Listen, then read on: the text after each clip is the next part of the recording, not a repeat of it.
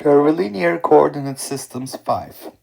Perform the line integral, the contour integral, dr dot product with e theta hat, where e theta hat is a spherical basis vector and c is the quarter circle of unit radius lying in one quadrant of the Cartesian xz plane shown below. Evaluate this integral in three ways, using Cartesian, cylindrical, and spherical coordinate system. What happens to the value of the integral if the direction along C is reversed? So for now, we're going to evaluate it in the spherical coordinate system. In spherical coordinates, we have r, theta, and phi, the polar angle and azimuthal angle. And when we have a small displacement in the radial direction, we have dr here. If we vary the angle theta, then we're going to have an arc length r d theta, and if we vary this angle phi, we're going to have r sine theta d phi. So this is going to be the small displacements on these axes. And this is basically going to give us the displacement vector dr as in the radial direction dr er hat. In the azimuthal angle direction or in the polar angle direction, we have r d theta in e theta hat direction, a small displacement. And in the phi hat direction, the phi hat direction, we have r sine theta d phi. The projection onto the xy plane multiplied by d phi gives us the arc length in e phi hat direction. Okay. And remember that this could also be obtained using the scale factors for r, theta, and phi, basically writing the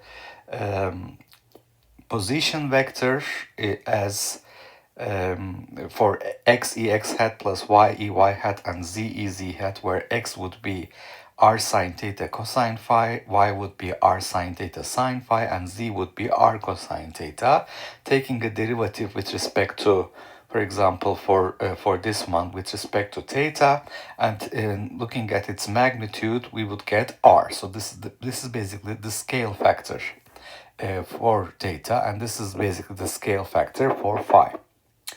Okay, and we are asked to evaluate this integral of dr dot e theta hat. So if I look at dr dot product with e theta hat, I can see that I'm going to get r d theta. This is r d theta. All right, so the contour integral dr dot product with e theta hat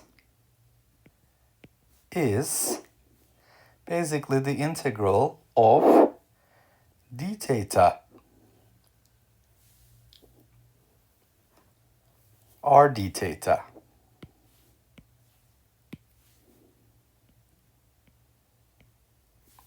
Now we have to see what the radius of this contour is. It's basically 1, so we're moving on this circle.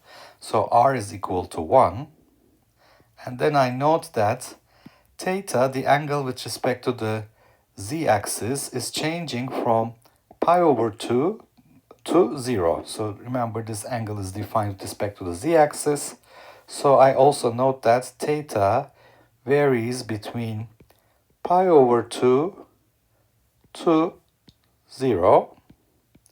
So this integral becomes theta from pi over 2 to 0 r d theta, but r is equal to 1. So therefore, we're going to obtain with r equals 1 and theta varying between pi over 2 and 0, we're going to obtain theta evaluated between pi over 2 and 0. So this theta to be evaluated between pi over 2 and 0. Therefore, my answer for the contour integral dr dot e theta hat for the given contour is minus pi over 2. So using the spherical coordinates, this was rather easy. The differential displacement vector is what I have to write here.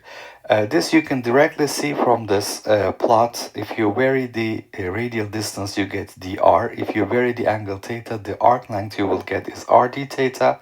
And if you take the projection onto xy plane, r sine theta, and vary the angle phi, you get r sine theta d phi in e phi hat direction.